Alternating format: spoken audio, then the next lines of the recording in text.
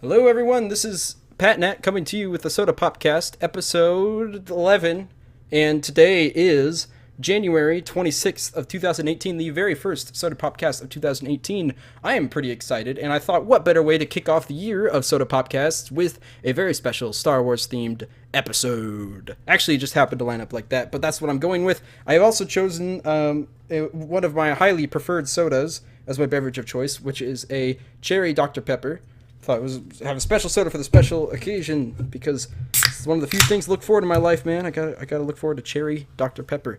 But that's not the only soda we have, and that's also not the only guest we have. We have a full arsenal of guests. In fact, we're about to also have 5 people with us.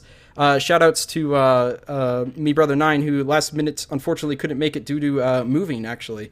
But we'll take a sip in his honor. At least I will, and you guys can after you introduce yourselves and stuff. Starting with Tom, why don't you go ahead, pal? All right, Tom, introduce yourself. Tom, East Coast, right?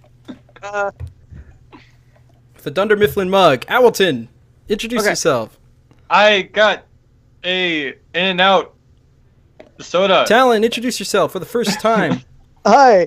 I have a nice old Chick-fil-A Dr. Pepper. I ordered it with no ice, and now it's flat. And for those wondering, yes, I still have my Fanta grape soda, and I also have the can from the last appearance. So man. I'll be auctioning off these for charity sometime next month, so you can look out for that. That's awesome. All right, man. Very awesome. I didn't know we were supposed to keep props. I could have had so much nostalgia ready for that charity auction. I was actually thinking about possibly keeping like every can that I drink out of, and I was like, no, it's just kind of gross. I don't know. I decided not to do it, but also like it, they just stack up. I don't know what I would do with all of them, but I have memories. That's stronger than objects, right? More physical than physicalities. Welcome. You don't have proof it didn't happen. Yeah, that's true. That's true. But maybe it's better it didn't happen. Maybe it's better to forget than to never forget. But ladies and gentlemen, we're going to be talking about some Star Wars today, because that's something we haven't forgotten yet, presumably. We're going to be talking about Episode 8 a whole bunch, I would say. And I think that's it. I think we're ready to just dive in. I'm thinking we could go kind of a little bit like plot by plot, just to... Just so we can easily find areas to jump in and talk about stuff.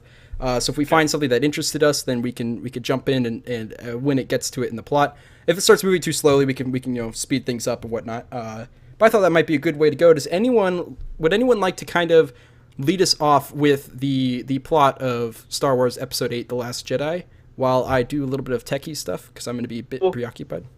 Could I pitch maybe just getting the most difficult question out of the way first? Okay, go for it.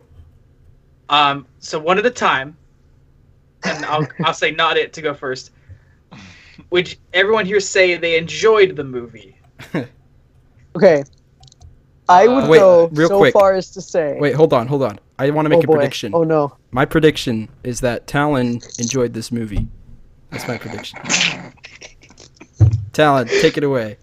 All right. I will go so far as to say that not only did I enjoy the movie, but that it was the best Star Wars movie so far in the franchise. That's my official position. All right. You see that's what's so interesting about this movie is that you kind of get everything on the spectrum here. While when The Force Awakens came out, everyone was kind of around the same area, I would say. They either really liked it or they liked it all right, but there wasn't very many people who hated it. And that's what's really interesting about this movie. There are some people who genuinely hate it, but there's also some people who think it's a genius piece and stuff. So this will definitely be an interesting podcast. Owl, what do you got to say? Because I'm still making the tweet because I keep forgetting to do that. I have very mixed feelings about the movie. I'm not sure. I don't know. Just a lot of things we'll probably go over, but yeah. I mean, I liked it for the most part, but there were a lot of things in it that I just didn't like at all. Okay. So, I would say I enjoyed the movie. Although I enjoy pretty much every Star Wars movie. Yeah. If I were to compare it to other Star Wars movies, I would heavily praise it for how unpredictable it was. That's one thing I want to give all best regards to, because I was amazed by how much it surprised me. Overall, I would say I actually kind of liked it better than The Force Awakens, but I was also not a huge fan of The Force Awakens to begin with. But I'm kind of with Owl. I'm a little bit mixed. There's a lot of things I appreciate about it that I expected to be a lot worse, and there's a couple of things that I thought could have been changed a bit. I don't really know as to. I still having trouble processing it, to be completely honest. It took me like a year to process The Force Awakens, and it'll probably take me that long to fully process this one also. But I've seen it twice now. One of my tickets is free, so that's cool. Nice. And I think I've said enough about the generalizing it. I liked it, but it. Tom? Okay. Tom? Enthusiastically loved it. Oh, okay. I would say it is in my top 3 of the franchise. Yeah. Basically, Empire, New Hope, Last Jedi. That's where I would put them. Okay, so I just wanted to see what kind of a footing we were starting at, because I've had a couple of conversations with friends or other just kind of peers, and it's like sometimes you enter a conversation and one side's already just like, get ready because I hated this so much that I'm going to make this personal, you know. Right. So I wanted to just right, exactly. We're going to have a nice smooth sailing combo A here. civil conversation. Yeah. That's actually one of the things I was going to bring up, is that for those of you out there listening, you know, we're not going to probably like go out yelling at each other. So like I've listened to some podcasts where people are like yelling at each other of the movie. I think it's safe to say with our cast of characters, we're gonna have some pretty civil discussions, and none of us are like extremely hardcore Star Wars fans, I don't think. Otherwise, we'd already be yelling at this point. But also feel free to bring stuff up in the chat. Just make sure it's, you know, civil stuff, whatever the stuff you hear all the time, especially towards other people in the chat, because text can be hard to read. There's no tone in text and stuff like that. So that's just the little thing I wanted to mention. So now that we all kind of have our a little bit of a ground to stand on with this movie, would anyone else like to lead us off with the plot to kind of get us going? Sure, dude. I got this. Right. I saw it once, like in December. Just go. We'll help you out. Just go. All right, so we open first thing, right? There's the classic space crawl. Okay, hold on. You already got it wrong. No, I'm just kidding. Actually, I did want to mention we should actually start by saying kind of the transition between episode 7 and episode 8, and that's mainly that the First Order kind of took over now. They have control. I don't know if like the exact terms of how far they have control under, but pretty far out there they have control, and the Resistance is specifically the opening line of the crawl is the First Order reigns, just period. Yeah. So it's They got everything. Yeah. So even right there, I kind of want to jump in a little bit. What do you guys think about the transition from episode 7 to episode 8? Just from the yellow words going up the screen. I have a hard time reading. But like, just from where it starts and where 7 ends, like. So I think that the transition from 7 to 8 is just as sloppy as the transition from 6 to 7. Yeah. Yeah, that's Like, fair enough. We still don't know a whole lot about the First Order. It feels a little bit propped up. Mm-hmm. And that's something that I was talking about back with discussions on episode 7, where it really feels like this new, saga is more character driven and a little bit more plot driven, and it doesn't spend as much time setting up the world or really, going in depth about the First Order. It's like, it's the First Order. They're bad. You know what they are. Let's get into these other things. So while that didn't detract heavily from the film for me, I think that those transitions are definitely some of the weaker parts. Yeah, I get what you're saying. Like, they're space Nazis. If you've watched Star Wars this long, you should just get that at this point, and we don't need to be like, how did they come to hate everybody? It's like, guys, if they're doing it this much, we just get it, you know? Like, so... Yeah, and I think that criticism of the First Order and that kind of thing is one of the most valid criticisms of the latest two films, because it's hard to hate a bad guy that you don't know, like, why they're bad. You know, they're just kind of a generic bad guy. Right. Or that you've, kind of seen before. But then, I'm comfortable hating space Nazis. I don't know, without any real motivation. And to be fair, like I think that some of the other villains of the series step into that role really well. So we don't need to hate the entire organization because we have these amazing bad guy characters.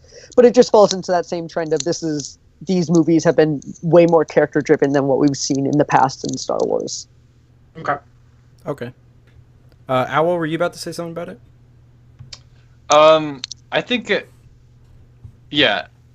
it was kind of confusing how it started off, I guess, with it being like this kind of chase scene-ish, kind of getting chased by them. But I don't know. Because I thought it was it felt a little bit awkward jumping into episode 8. If you were to watch episode 7 directly before watching episode 8, it's kind of strange because it ended on such a high for the Resistance, having like the new Death Star being exploded and stuff, and it seemed like a pretty good victory. I think I would have preferred a little more explanation as to how the First Order kind of rose to become the main power over everything. Even though you could assume that that last victory wasn't actually that big, but even if you did, I think it still kind of would have been nice to have a little bit more than just the Resistance last base being exploded. I think I would have liked a little bit more connection there. And it's kind of like you were saying, it's like the same thing with episode 7 and episode 6.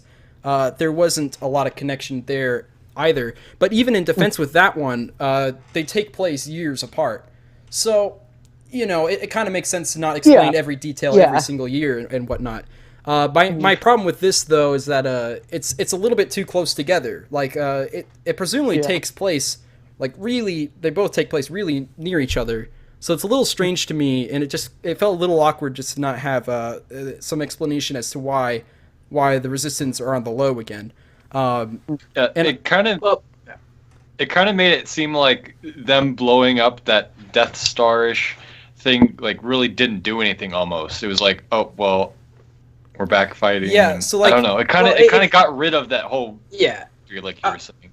If you think about it, though, and the opening crawl does mention this, the important thing about what Starkiller Base did was it destroyed the capital worlds of the New Republic, and the Resistance was only ever, like, kind of doing things on their own. So now there is no central government in the galaxy, and the First Order lost Starkiller, but they still have their fleet. So right now it's just, like, the First Order and their entire armada against the Resistance, who were basically, just kind of DIY rebel, a new, less funded version of the rebels in the first trilogy. In that, like, they had like Leia and a couple like big all-stars, but without the New Republic, which is just completely gone, they've got nothing now. So the First Order has all that space to kind of swoop in and everything. Right. But I do see what Alton's kind of saying about having something be so important in the Starkiller Base, even though that kind of rippled and affected a lot of things, if that got exploded and then the next episode they're still kind of on the run to where all the Resistance reduced to one ship and stuff, I feel like it kind of devalues the fight for the Starkiller's base as a whole, because it kind of felt like, okay, this helped, but if we didn't do this, would we be sent to one ship that much sooner than we already are now? So I guess that's kind of how I've looked at it. Like, I feel like it makes Starkiller's base a little bit less significant to have them start off immediately. Well, do you feel that way about Empire? Because if you think about it, the way Empire opens up, they're on the run and hiding in the most unpleasant part of the galaxy.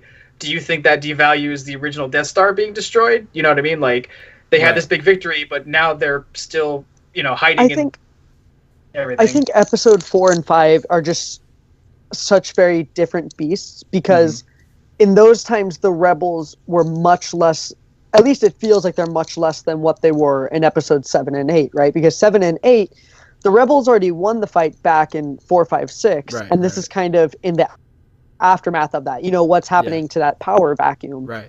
Okay. Yeah, and so I think, I lost my train of thought a little bit. To be completely honest, it's been a while since I've seen the original trilogy. Unfortunately, I've been meaning to watch it again, but I've also been meaning to watch other stuff for particular videos. But I don't remember too much about the transition between them. But one thing I really wanted to do when I was rewatching the original trilogy was to kind of look for the stuff that I was looking for when I was watching the newest movies. I wanted to try to kind of see it with the new lens after seeing the newer ones, and see if there's some similarities that I might not like so much in 5 and so it could very well be that there was a clunky transition too from 4 and 5, but I think I also just haven't seen it in a while. For me, it feels like episode 4 happened, right? They blew up the Death Star, and then as a result of that, the rebels had to go into hiding, right? Because they attacked them like in this big thing, and kind of the Empire's a little bit crazy, because they lost one of their leaders, and so it makes sense for the Empire to retaliate and to kind of chase them down. Right. But I wasn't feeling that as much with episode 7 and 8. And a good way of kind of putting that is there is actually it's with an interview with the South Park creators, but they were talking about how whenever they write their episodes, everything has to be a so or a but, right? So like this character does this, so this happens, but this happens, so this, and they tried to avoid and thens, right? So you don't want this character goes into the store and then a tractor breaks into the store or whatever. Right. And 7 and 8 kind of felt like an and then, like, the rebels need to destroy the First Order, so they blow up the Star Killer, and then they're on the run, and it loses a lot of that. Right. Now, so do you think momentum. if they explain that transition a little bit more, do you think it would have been less of a and then and a little bit more like a as a result? Because that's what I kind of think also. And another thing to mention is that the Death Star seems to me, when watching it, to be less of a threat than, obviously, Starkiller Base. Because it's like you're saying, they destroyed the Death Star. I didn't think the Empire was destroyed when the Death Star was destroyed necessarily. While when Starkiller Base was destroyed, I'm kind of thinking this is a big impact on the First Order. Because that's a whole planet that has the power to destroy multiple other planets with just one shot. So, like, I kind of saw as Starkiller Base being more influential anyway. So I guess that's why I have a little trouble buying having such a big victory and then immediately after having kind of some problems like that. Now, I don't think this like goes against the film too much because I've been trying to look at them kind of just as a little bit more standalone instead of relying on the other series to help it and stuff. Even though it is it is part of a series, it's even part of a trilogy. I still think the transition could also be partially blamed on episode 7 and J.J. Abrams for kind of leaving certain things the way he did and whatnot. So I wouldn't put it too much against the movie, though I do think they could have explained a little bit more as to why there's only one Rebel ship left. I also don't want to stay on this topic extremely long, though. We got a long movie. That's the hard part. Also, by the way, 3 Spotters, welcome, and he's been saying stuff in the chat. You can for sure see that it was a different director from the camera work, more close-ups and less lens flares. Yes, I completely agree. That's one of the things I noticed immediately when watching. I was like, oh my gosh, this is most definitely a different director. I mean, I already knew it was a different director, but just witnessing that, like, I could feel, I was like, this is an entirely different thing than episode 7, The Force Awakens. But I wanted to respond to that and let you know that we are reading chat. I just might not always respond immediately because I don't want to interrupt the flow of conversation. But anyway, so if we move forward a little bit, is there a part kind of soon after that someone would like to jump on of the Resistance escaping? Well, even before that, there's like the Poe thing and. I don't know. Has anyone got something? We get Poe. He leads the attack on the Dreadnought to kind of, in his mind, he's heroically buying the transports more time to escape, and he's also getting to boost his own ego by taking down this massive ship. Mm-hmm. We get that really interesting sequence with a character that we come to learn is Rose's sister, as she's trying to get the bomber to successfully drop its load on the Dreadnought, sorry. And that's a pretty cool sequence, especially how they really ratchet up the tension of, is she going to do this? Is she actually going to succeed? And then the whole thing kind of caps with the Resistance gets away, but the First Order makes it clear they have a plan. And that's where the intro kind of ends, and then we jump. What did you guys think about the whole like attack and escape sequence once the action actually picked up? Okay. So what I do want to say is I think it's kind of cool that they're giving a little bit more to Poe's character because I thought he kind of needed more character in the last one, and so I thought it was kind of cool that they showed that, like, okay, so this guy is actually a little bit of a loose cannon. He doesn't completely follow instructions, even though that's not necessarily an original trope. It's still at least something to kind of chew on. I thought the scene of him talking to General Hux and having the one guy avoid all the fighters and stuff didn't sit with me extremely well. I guess I had a hard time buying it, but other than that, it was kind of cool when the other bomb ships came and they were dropping bombs on it and stuff. And I kind of liked what they did with that character who they killed right at the beginning, Rose's sister. I thought it was kind of cool because I was like, they're giving this person a lot of screen time. Is this like a new character that's gonna be in it? And then, oh no, she just dies. And it's kind of cool how they introduce that later. Like, this is why we showed this, by the way. This is why we got to show you someone dying very closely who had a special moment of blowing something up. I thought that was kind of cool. A good way to introduce the future character. And yeah, that's kind of my thoughts on that sequence. I thought it was ridiculous how they kept shooting their own guns. When Poe was just like weaving through them and they just kept blowing up their own weaponry. Like, okay, at some point you gotta realize what this guy is doing. He's like blowing up all your weapons. Like, I don't. It's like, guys, stop firing. You guys are destroying everything. Yeah. I mean, let's be real. The bad guys have never been too great with their weapons in Star Wars films.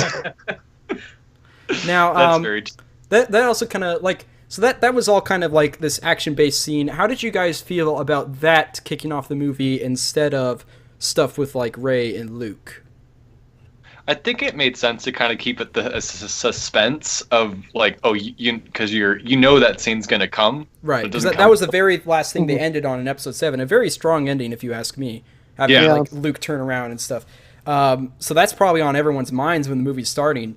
So how did you guys like it just starting off as something else? A little bit more action and stuff. Well, considering the whole movie, or the majority of the... Considering the majority of the movie's one subplot just kind of revolves around the First Order pushing the Resistance further and further into a corner, I thought this was a great way to introduce that, because it just gets you going right off the bat. Like, the Resistance has one burst of effort, but the First Order's too powerful. We get that right from the beginning, in that, like, even though Rose's sister has a victory, it's a bittersweet victory, and that's what you get with each stage of this film-long chase. So I thought it was a good way to like introduce that.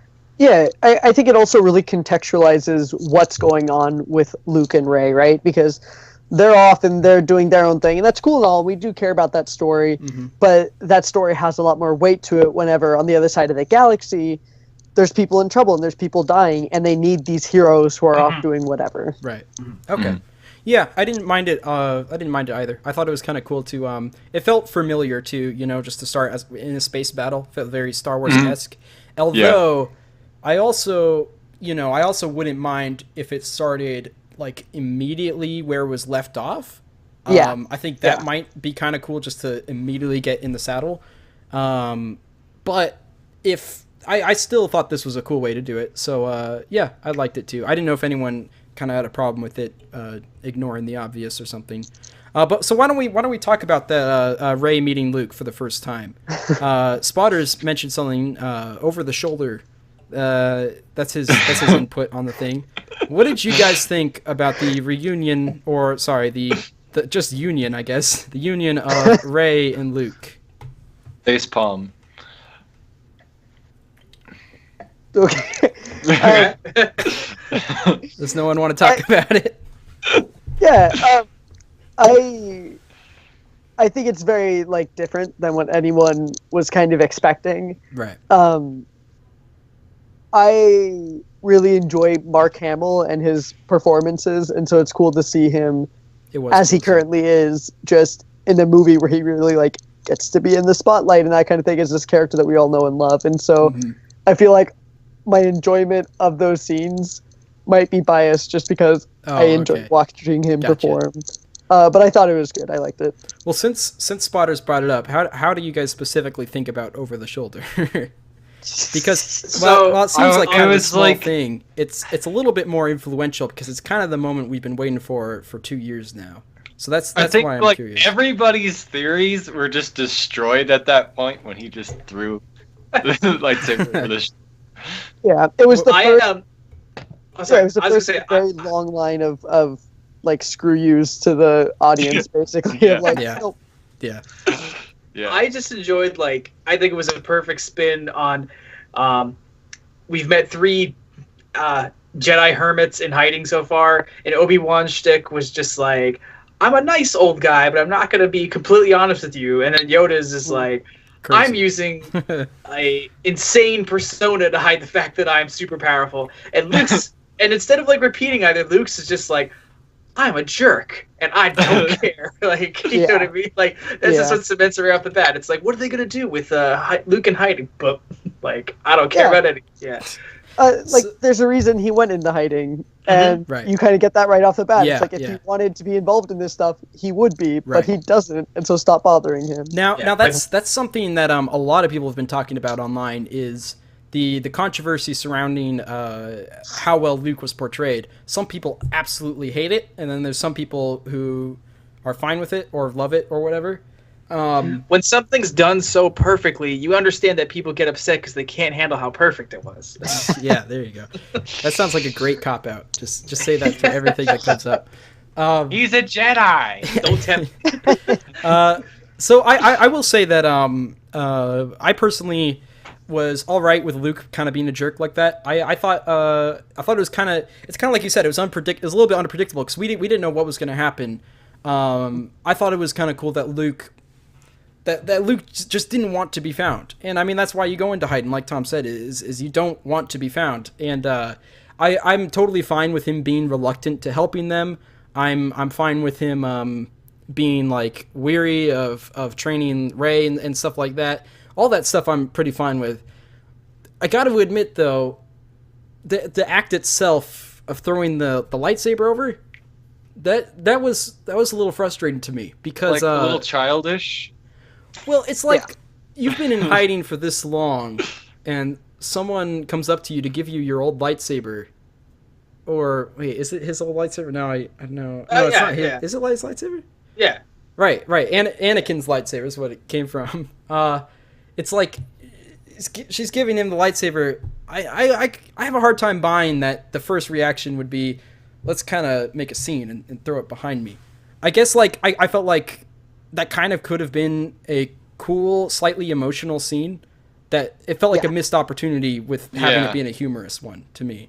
Just because, like I said, we also been waiting for this for a while. Like, it ended so strong. If The Force Awakens ended on him throwing this back just a couple seconds later, then I think a lot of people would be pretty dissatisfied. So, if I patch it together, it especially feels kind of weird to me, I guess. I felt like it could have been an actual heart-to-heart moment a bit, or some kind of realization, you know. It's kind of strange that they went for the humorous route of tossing it behind his shoulder. Also, it's a lightsaber, you know. What if that thing like goes off when you toss it or something? You know? That sounds kind of dangerous. Okay, wait. I have a question now. Mm-hmm. Like, when did this take place? When Rey? It has to be immediately after. But it was supposed to be like 2 years. This whole other scene is supposed to happen. What, like 2 years later after the show? No. It's what do you say? It's immediately after. I was saying 2 years because Force Awakens came out 2 years ago.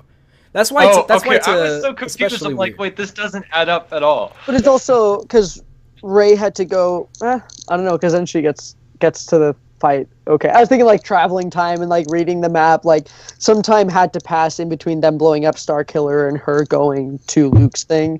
Right. Well, and it's possible that like the things that's happening with Poe and stuff in the Resistance, that might not be completely in sync with what's happening. Excuse me. With Ray and Luke. So, like, I mean, I wouldn't be surprised if it doesn't take place just seconds afterward. And that's also why the transition still feels a little weird to me. That there was clearly not that much time in between, and it still didn't really explain what happened here, what made them. But anyway, I just thought that little lightsaber thing was. I don't want to dwell on it though because we got so much to talk about today. Yeah, well, I think that it's interesting because that feels like a really important part of that to me because it touches on like one of the biggest disputes, I guess, in the Star Wars universe is kind of this idea that Star Wars is a children's film and it was always intended to be that way. And so if you go along the series, right, like the Ewoks, Jar Jar Binks, all of these spots that are really hated by a lot of the super fans were put in there because the films were intended for a younger audience. And this feels like another subset of that. Like they could have had an emotional scene between the two of them, but then you have a long, boring talking scene in a show that is ideally meant to, you know, sell itself to kids and that kind of thing. So it just kind of ties into the tone of the series and where the creators want it to go. If they want serious drama or if they want a fun action movie for families, if that makes sense. Right. But that's why it's always a little bit strange to me because it doesn't feel like they're extremely clear with what demographic they're going with Star Wars. I mean I know the general idea is a large demographic, obviously.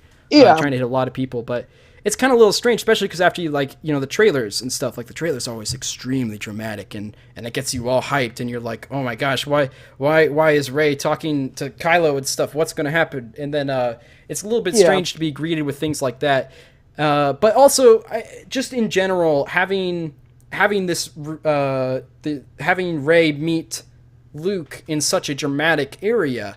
To where that scene was obviously supposed to be dramatic in The Force Awakens and stuff. You know, they had the intense music and the camera spiraling and stuff.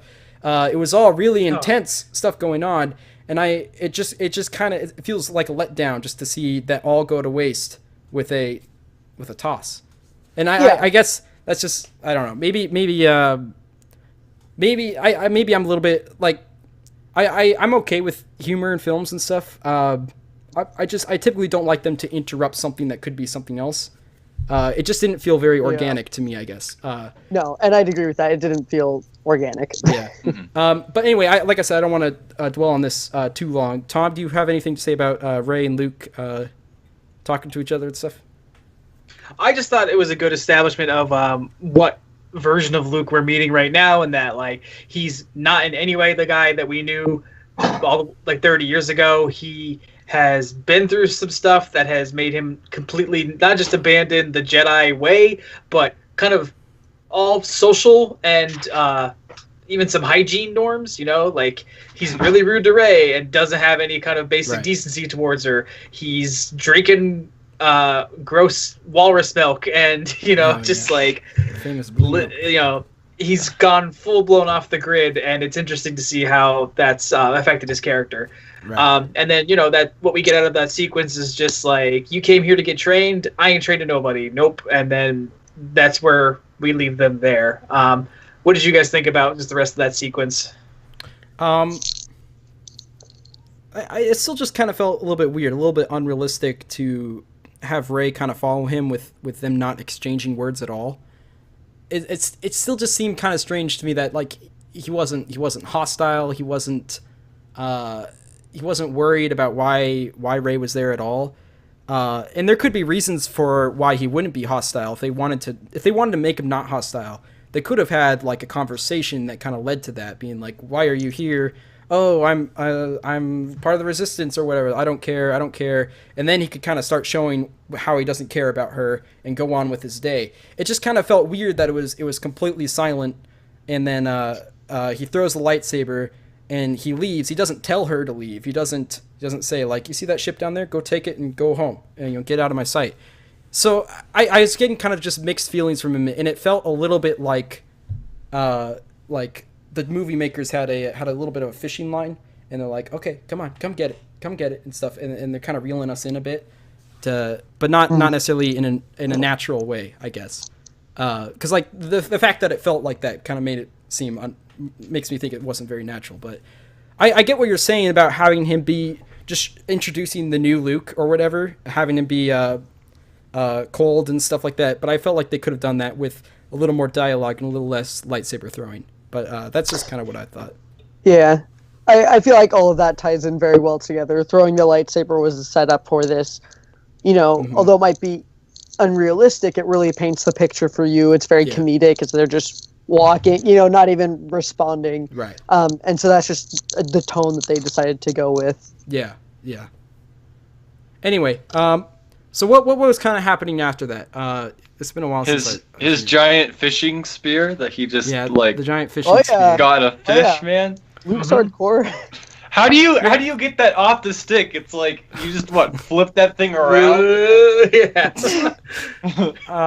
Like that doesn't work. Let's also not forget our beautiful alien, our milky alien giraffe walrus thing. That was not admittedly not okay. Yeah, I guess kind of seems like those scenes didn't resonate. Although, you know what, Star much. Wars has always had weird characters. You see, but this is a little bit different. Milk. Like, are we weirded out by cows? No, like, this is just an alien. Well, Rey was weirded out. Just happens to be drinking milk. Yeah, Rey was kind of being the audience there. Rey was echoing the audience, like, what the heck is happening here? So it clearly wasn't even natural in the Star Wars world to be drinking blue milk, even though that's what all they do in Tatooine or something. But I guess. Oh shoot! Now I lost my train of thought. Now I can only think about blue milk. I don't remember what I was talking about. Actually, no. Okay, yeah. Shoot, no, it's gone. I was saying I wasn't a huge fan of those scenes of grabbing fish and stuff. I thought it kind of dragged on a bit, and it also, like what it explained about Luke, I thought they could have explained it in other ways, I guess. But I can't remember what I was going to say specifically. What was kind of cool is seeing the ship in the water. Yeah, that was really cool seeing the X-Wing. That was awesome. That was also kind of a throwback to the Empire when it was... Oh, wait. I remember what I was going to say real quick. Someone said Star Wars has kind of always had characters like that. And I think that's a bit of a life jacket that is sometimes used for the new Star Wars movies is that Star Wars has done these things in the past, even though I wouldn't say that always means that it was good because Star Wars did it. Like, because there are certainly some things that Star Wars has done that I don't think that I don't think even like the original trilogies did well or certain and stuff like that. What about that one singing scene that they added for no reason with all the CGI? We don't talk about that. That didn't happen. If anyone mentions George Lucas in their podcast, they're not coming back. You know, there's a petition. There was, at least, I don't know if it still is. Maybe everyone already knows about this, but there was this petition to make George Lucas the director of Episode 9 when Episode 7 came out. And it got a lot of people signing it. Anyway, so we kind of introduced to Luke. Let me talk about Spotter's message real quick. Every Star Wars film had blue milk in it, and this is where it comes from. Is that true? Did every single one have blue milk, or... I know it's in 4, and it's in Attack of the Clones, and it's in Rogue One. I don't remember where I would have seen it in Empire or Jedi. It was like white with a little bit of green, though, wasn't it? It wasn't quite like blue. I don't know. I feel like this is the first I'm ever hearing of blue milk, even after seeing Star Wars Episode 8. Oh yeah, I only knew about looking at that and going, "Oh, blue milk." I only knew about it because Luke was drinking it like right at the beginning of A New Hope. That's the only reason I remember it. But, okay. Yeah, if it's in every movie, I guess I should look out for it now. But anyway, if we're going to be talking about every time there's blue milk, we're going to be here for quite a while. So blue milk cast. so we kind of had this union of Luke and Rey, and they're kind of talking about. Would you guys like to just focus? I don't think plot by plot's going to get us too far in this podcast. So do you guys want to kind of focus on Rey and Luke for a bit, just through their entire journey through the film? Because that was kind of half the film was. Oh, by the way, I also just want to say that having it kind of split like that, having half of it being taking place with Rey and Luke and have it being take place in the ship. What did you guys think about that? I loved it. Split. Yeah. I liked it too. I liked it in theory, I guess. Talon, did you like it? Yeah, I thought it was fantastic. Really, I mean this is where I think this film really starts to shine. I think that if you look bit by bit and kind of individual aliens or individual scenes, you can start finding more of the faults and that kind of thing. But the movie as a whole and how all the pieces gel together, I think is fantastic. Right. Okay. I loved how it was all like a big chase scene throughout the entire thing. I thought that was really cool and original. I liked that idea too. Like that. Yeah. It was just kind of cool seeing that they couldn't stop anywhere. There was no place to get gas. There was no place to change tires. They were just straight heading to. They don't even know where they're going. They're literally just running. I like that idea for sure. Yeah, where most other Star Wars films have been like these huge, grand, like political, warring kind of things. Yeah. This took place in that world, but it was a smaller event, an important event. But I thought that gave it a really different perspective. And then as far as the two sides go, the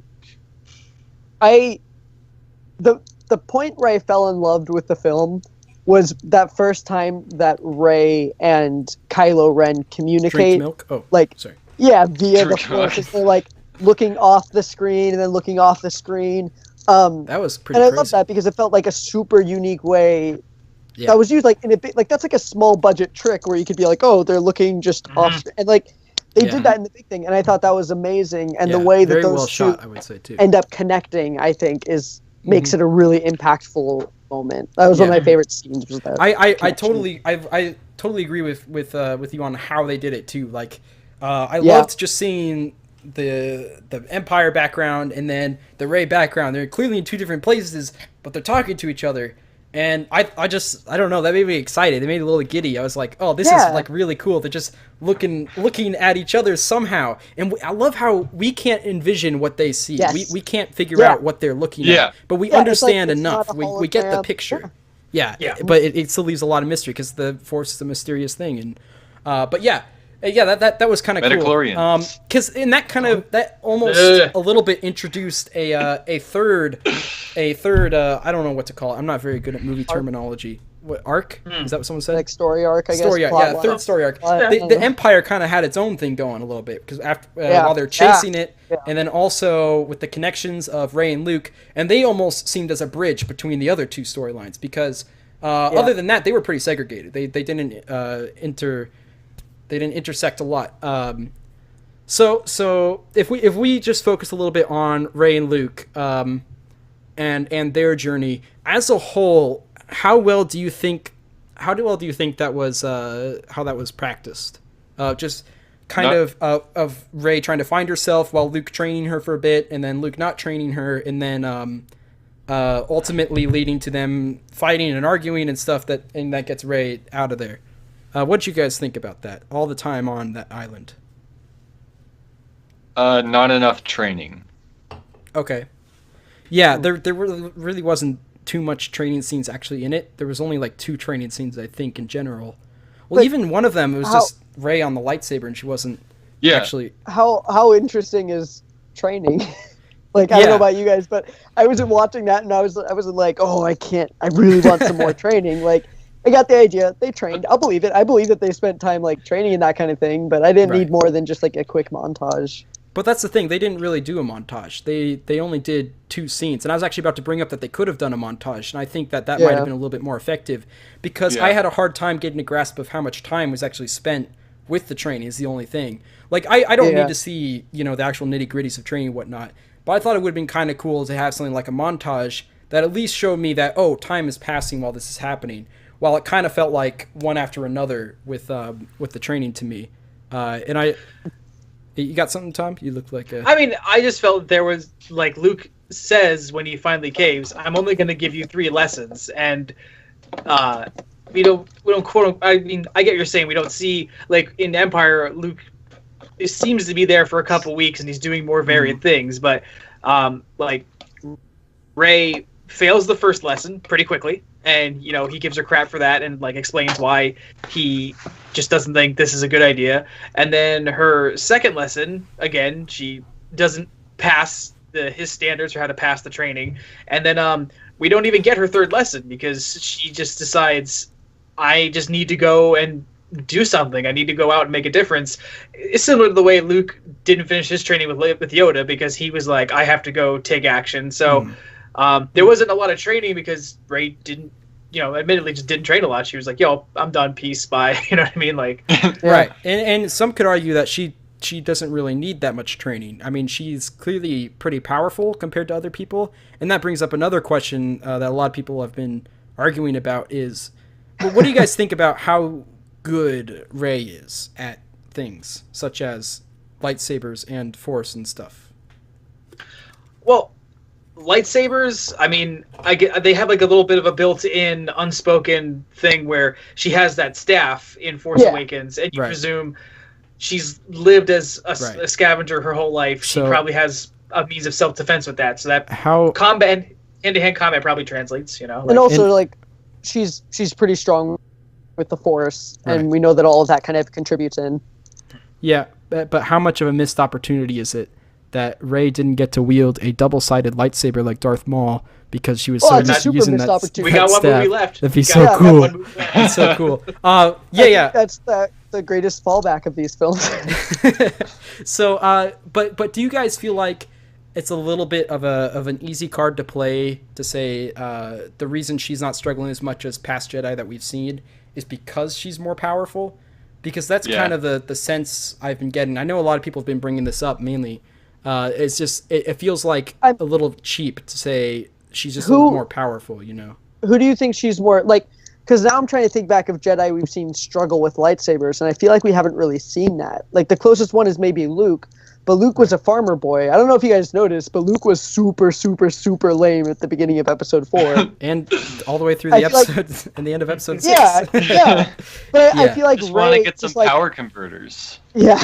Yeah. But I feel like Rey has a better backstory. She has a more exciting and more adventurous backstory. So... Mm-hmm. You combine that with like the Force, and it just makes sense because Luke he didn't know anything. Right. Okay, but now, sorry, you can go, Tom. No, I was just gonna say I just look at it as she's clearly a prodigy. And like if you remember back in the prequel trilogy, Anakin at a very young age was able to use. Well, he didn't even know he was strong with the Force, but he had this. Yeah. He had this potential he could tap into to be one of the best pod racers on Tatooine, and he didn't even you know what I mean. So, Rey having the Force, she's clearly tapping into it, even just subconsciously, to, the same way that like I said, like I viewed as in the real world we have like child prodigies who can just tap into this wealth of willpower and brain power to achieve something at a very young age. So Rey having the Force. A large amount of it at a very young age. Yeah. So I would agree with you guys that in this set world, that's certainly possible to have someone be that powerful while others weren't. I mean, we're in the Star Wars world, and it makes sense for just some people to be really, really strong and stuff. And like you said, the backgrounds match up more than it did with Luke. In Force Awakens, we saw that she was a little bit more tough than Luke was. She was a strong, independent woman, and I think what a lot of people have a problem with though is having that kind of persona as a main protagonist, right? So because a lot of movies work a lot better when the main characters are struggling and stuff, and you get to see them overcome their struggles. And I would love to know what you guys think about just seeing her as a main character, not having too many problems fighting, except for when she reaches Snoke or whatever, or maybe it doesn't even come off that way to you guys. I don't know. I don't think that it. I think a little bit. I think that on one hand, Rey feels like the most powerful right off the bat, right? Like her learning curve has just been up here. She hasn't had to grind as much as other people, but she's also been introduced to challenges very different than ones that we've seen in the past. Right. And that kind of leads into another reason why I love this film is the whole almost identity crisis that we see our main bad guy Kylo Ren and our main good guy Rey going through. Is that sure they're both extremely gifted people and both extremely powerful, but then on one hand Rey is being trained by this guy who essentially left the Jedi Order, this guy who views his power as some sort of problem. As a problem. And he even blocked himself out of the Force, too. So it just goes more into that, Exactly. And then on the other hand, we have Kylo Ren, who's having to deal with, Tons of Snoke props. and all these kind of other things, as well as like Right. his own conscious, Yeah. supposedly. So you're saying because of that, because you're saying since the Force is also a lot more dangerous and stuff, are you saying that she's really not like too powerful for you? Because I think that from a character standpoint, she is very powerful, right. and her conflict doesn't come from her trying to learn or best utilize her abilities, but goes from how she should use them, if that makes sense. Yeah, I get it's a more internal right. conflict than like not knowing how to use a sword. Okay, right. And I want to say that I think they capitalized on that a lot more this episode than they did in the last one. I found myself liking Rey a lot better in this one than the last one. Maybe it's even because there's, I think, just generally more screen time dedicated to her learning. Well, that was kind of one of my biggest problems with episode 7 was it's just a little bit, it felt too much like on their toes the entire time. I felt like there wasn't a lot of time to figure out stuff that I would have liked to figure out. While this time it was kind of different. This was the longest Star Wars movie in the entire series, and they clearly took a lot more time with having characters figure out themselves, or having us figure out the characters rather. And I much preferred that over the last one. Tom, were you gonna add on to that? I didn't know if I actually I want to know what Alton thought about just Rey's development and everything. What's your take on it? I don't know. Yeah. Like, what do you? What parts of it? Well, just with the question. Yeah. How do you like Rey, basically? I don't know. I felt like she shouldn't. That's not distracting. No. Continue. Take me seriously. Why is it red? I don't know. You don't remember his iconic trucker's hat from Empire Strikes Back? No, I don't. My aunt gave this to me for Christmas, and it was like hers from a kid. It's like from 19 something, so it's really man, it's pretty cool. It does not fit at all, but I think you guys get the picture, so I can just leave it there. No. Anyway, go on. Great. What were you saying? I don't think she should be like as strong as she was with like the minimal amount of like training scenes. I don't know. I like, she has the Force, but I had no idea that it was as strong as it was. Like when she moves all those rocks towards the end of the movie. Oh yeah. It seemed a little bit like overkill. Well, while you're saying like Luke and Empire had trouble even bringing a ship out of water. Yeah. All of a sudden she's just like got like, full. I don't know. Right. So like basically. That's because Luke didn't believe. Luke was also like, you know what I mean, like problems. Yeah. I guess like it is kind of strange to me just looking throughout the whole series, and we've kind of been learning about people who are kind of like the most powerful almost. Like the Emperor was supposedly really, really powerful, and then Luke was really, really powerful. Anakin was really, really powerful, and I feel like I'm a little bit tapped out of the really powerful card, just mainly because I feel like I've seen it a little bit too many times now. I think I would kind of rather focusing on a little bit more of a nobody, almost kind of like Rogue One did. How Rogue One was all about a cast of nobodies and stuff. Everyone yeah. Did everyone see Rogue One? I don't want to spoil it. Yeah. Okay. No, Rogue One was good. Yeah. So just a cast of people who just die at the end, and you pretty much know that.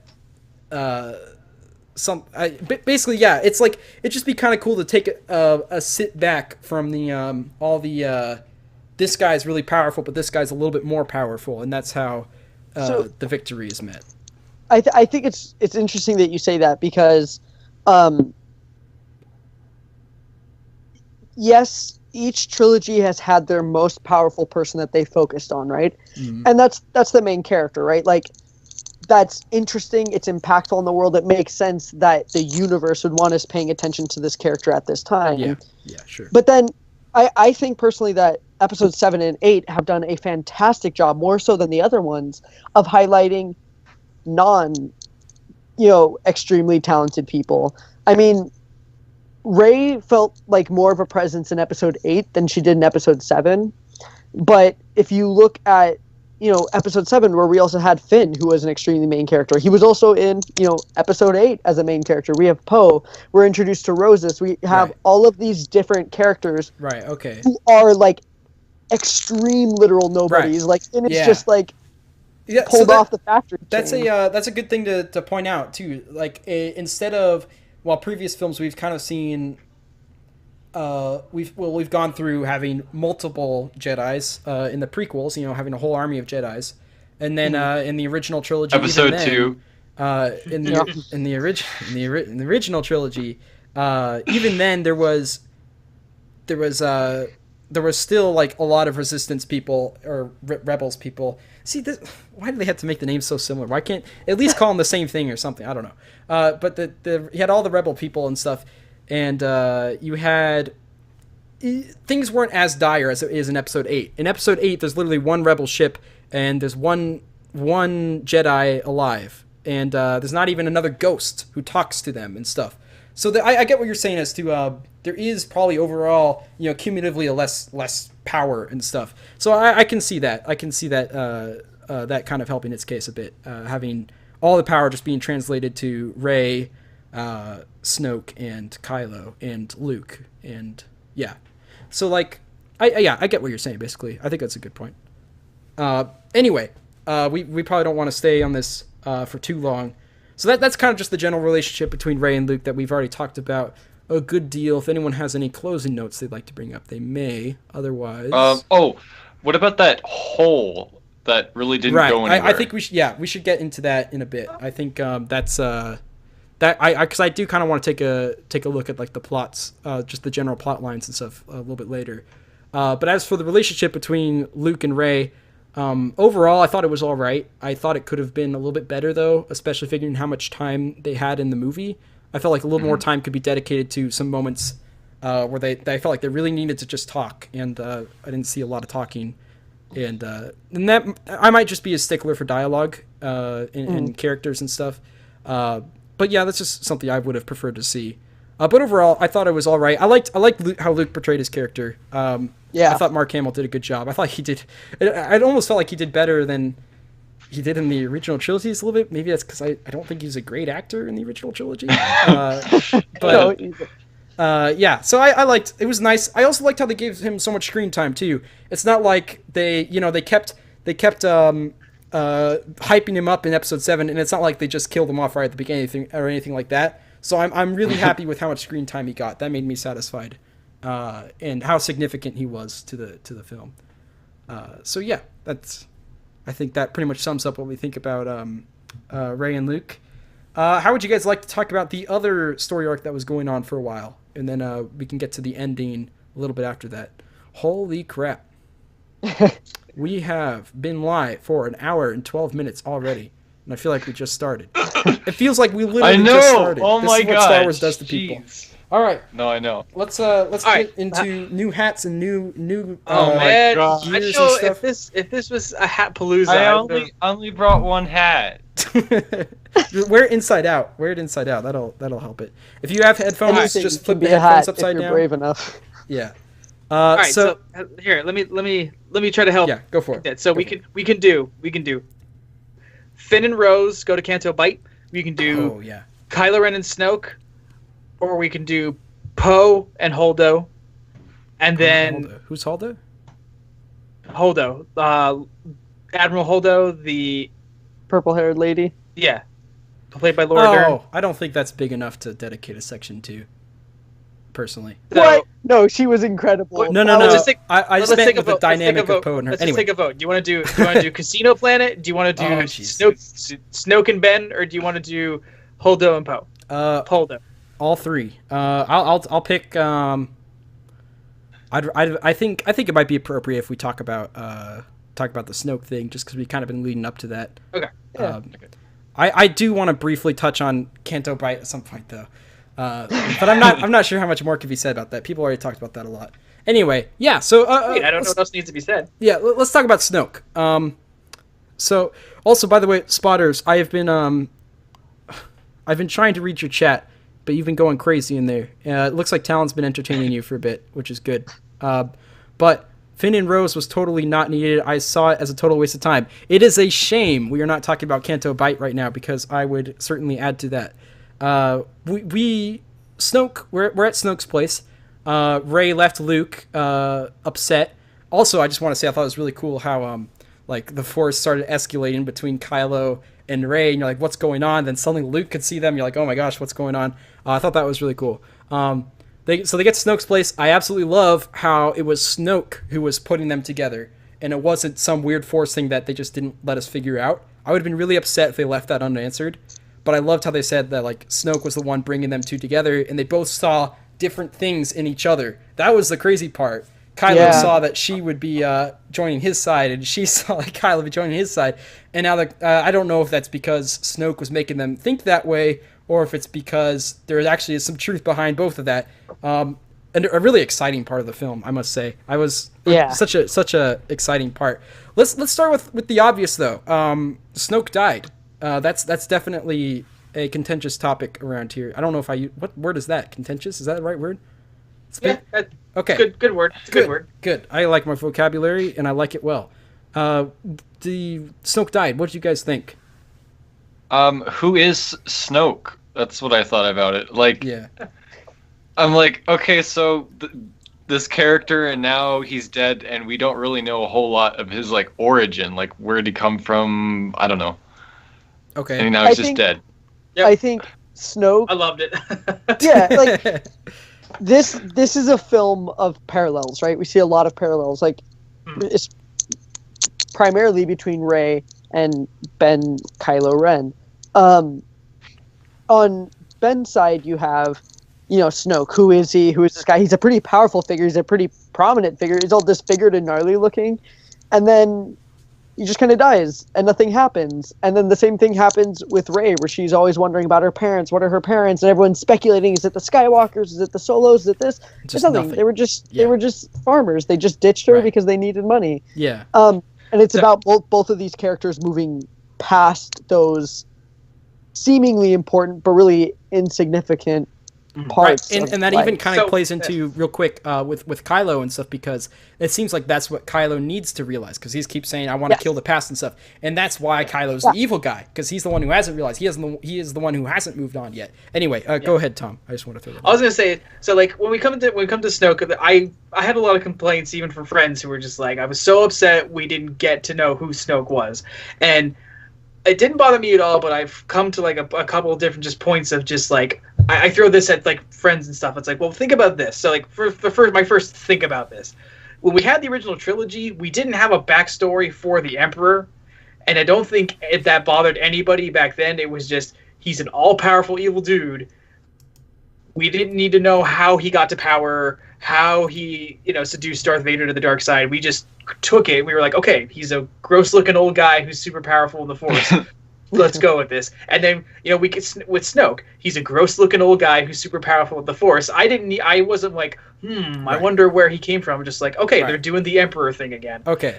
So on that note, they're doing the Emperor thing again. So Snoke died in this movie, and I loved it because if Snoke had gone to the next movie, it would have been the same recycled plot. Mm-hmm. So, like, why do we want that? I'm glad he's gone. Okay, so what I do want to say real quick is that I absolutely love the how unpredictable it was that he died. I loved that. Just the idea of killing him off when no one well, even then small little nitpick thing. It kind of bugged me that they showed the lightsaber turning. I thought it would have been so much more impactful if they didn't show the lightsaber turning and they just showed him die. Personally, okay. But that's nothing worth bringing up. But anyway, now I'm just thinking of lightsabers and milk again. If I love that it was unpredictable that he died, and it's like you said, I was so worried about them following the same trends as they did in Episode 7 of just kind of redoing what they already did. I was terrified that this movie would be exactly like Empire Strikes Back. And not terrified, but I was really worried about that, and I loved how unpredictable it was. However, kind of what you were saying about comparing Snoke to the Emperor and stuff. I think my problem with that, and the reason my problem's not really with the Emperor as much, is because in Episode 4 we are thrown into a new world that hasn't been developed yet. We're seeing Star Wars for the first time. So we're being put in a timeline where we're supposed to assume everything that's happening actually is happening. We're supposed to assume there's an empire and stuff like that. My only problem with Snoke is that he is part of a series of a world that's already been built a little bit, and because we already care so much about the world that was created through several different films, it's a little strange to me that they wouldn't show that connection of Snoke rising to power and stuff. It's also it's also like they killed the Emperor at the end of Episode 6. There's like a big they're presumably all the bad guys are dead, and now there's bad guys again. He seems powerful enough and important enough, and it's just a similar thing with the First Order, right? We have this established world where the good guys did just win, so how are all these bad guys back and as strong as they were? Right. Which seems like something that the series is not interested in addressing at all. Yeah, I know. It kind of bugs me. I read an interview with the writer-director Ryan Johnson where he was talking about Snoke, and he was like, he said he did lay out a couple of ideas of okay, this is he was aware of the fan theories, and he was like, well, let me look at all the possibilities of okay, is Snoke Darth Plagueis? Okay, but if I did that, Rey doesn't know who Darth Plagueis is, so we have to not only reveal who he is, but then spend time having Rey get educated on who Darth Plagueis is, and then we're slowing down the movie to give Rey canon, basically. You know what I mean? And then he basically said, he basically said no matter what I would have come up with, it would have slowed the plot down for the characters to get a history lesson in Star Wars. And I was like, I could totally see the logic in not doing that. I totally see the logic in that also, and I think that's going to be a good transition into plot lines at some point. But I totally understand of not needing to, like you said, educate Rey and stuff. And frankly, it's not relevant to Rey. Who he is just doesn't matter. And maybe the point he's trying to make is that it really shouldn't matter to us either. It's just that's the threat at hand, and that's what they should deal with. So I could definitely see the logic in that. But I also feel like there's always a way to portray a story you want to portray with the resources you have without diminishing other things. And so I feel like if there were some kind of moving around, taking out maybe certain scenes that weren't needed in the film or something like that, possibly taking out Canto Bright or something like that, and or gave a little bit more screen time to Snoke, or gave him reason to educate us on as to who he is or something like that, then I would think that would have been a little better. Also, I think it would have. I think if he did survive to the next episode, they could have explained that better. They could have gave him more time before he died. So if he appeared in episode 9, then they could have had both episode 7 and 8 to slowly build up his character. But in episode 7, they hardly talked about him, and I think that was kind of a fault of J.J. Abrams. And then in this one, they killed him off, and so now it kind of makes sense to not build him up just for a death, right? So I do kind of see both sides. It just overall, his character still felt just a little bit clunky to me because there's so much I didn't know about him at the end of the day. Anyway, that's just my 2 cents on him dying. I think I love how unpredictable it was, though, and I think it's great that the director kind of took a risk like that. I have a lot of admiration for what's his name, Ryan Johnson. Ryan Johnson. A lot of admiration for him in this film because this is obviously not a traditional Star Wars film, and he had to have seen some backlash coming, but he really had a certain vision, and he went with it, while J.J. Abrams felt very cookie-cutter demographic to me. He felt like he was just trying so hard to hit so many demographics, and I think it kind of hurt the movie a little bit. But that's just kind of what I thought about Snoke and stuff. Yeah, and those were points that I was kind of touching on, I think, during Episode 7 discussion, was that Episode 7 was reintroducing the world to Star Wars because it's been a whole generation who haven't, grown up with those movies being released. Mm-hmm. And my prediction was that Episode 8 was just going to turn all of that on its head. And then, it totally did in ways that we could have never believed, which is why I think Episode 8 stands as one of the best Star Wars movies, because I think it is by far the most unique, both in what's going on in universe and just the moments that they decided to show and, the structure of the entire thing. Right. Well, so any last, Alton, do you got anything you want to say about Snoke, or kind of that scene in general of Rey and Kylo and the BFF and stuff like that. Is that why the whole everything was red in the poster and everything? Because that's actually no. I think it was red because of the salt planet. Okay, so I'd kind of like to bring something up because I'm confused. Salt planet and confusion. That's also a bit of a transition to what I was going to say. I kind of thought it was strange how many themes they were going with in this movie. To the point where I was a little bit all over the place. For one, there were things like there's this pit, right? There was that pit of the all good and evil and something like that, or just all evil. I don't know what it was. He said it was like dark side, manifested. Right. So there's things like that pit, and then there was the battle with Snoke, Kylo, and Rey. There was the battle with Finn and the metal stormtrooper who survived for some reason. And, yeah, boy. I don't want to. Okay. There was also I don't understand the salt battle on the salt planet and stuff. There was a lot of these ships exploding. There was the light speed through the entire ship, which was such a crazy cool scene. There was all this stuff. It felt like could have been the main kicker of the movie, the main plot point, the main plot twist, the main thing that everything's working towards, the main explosion of Starkiller Base, or the main explosion of the Death Star and stuff. Okay. It felt a little strange to me that they went with so many of those things. While I feel like it could have been executed better if they focused on 2 or 3 of them. It seemed like the movie, the idea guys were like, all right, look, here you go, Rian Johnson. We got Dark Pit. We got Snoke's death. We got a ship going through light speed through another ship. We've got this salt planet. We have all this stuff. Pick one. It's like, no, I want them all. I want them all. I want to put them all in. Honestly, I would pick them all too. Really? I'd rather have more than one heck yeah moment than just, you know what I mean? Well, I mean, from the get-go, we've had multiple units. I mean, you look at the first Star Wars, right? The entire first part takes place on Tatooine, right? And within that, you have the farms and the desert, and then you also have Mos Eisley and the cantina and all that kind of stuff, which feels like its own little world. And then they go off, and then they're over at the Death Star, which is a whole nother world, and they're trying to get the princess out, and then they get the princess out. Then they have a whole thing where they need to destroy the Death Star. In Episode 5, you have the Cloud Planet, you have Hoth, you have all this stuff in between.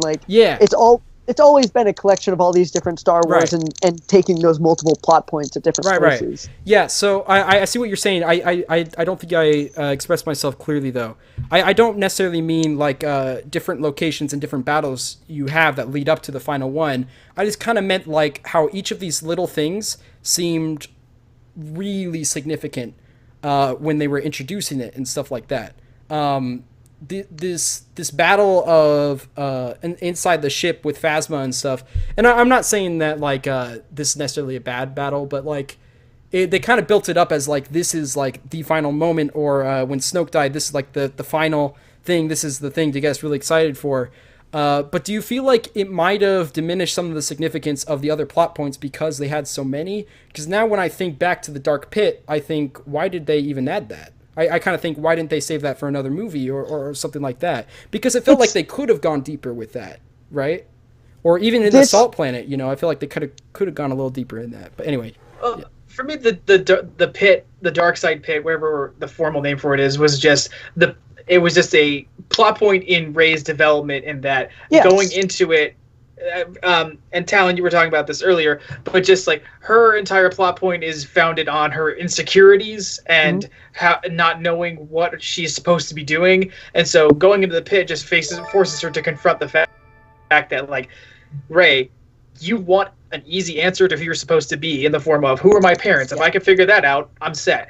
And the mirror and the line of Rey is just tell her, there's nobody but you.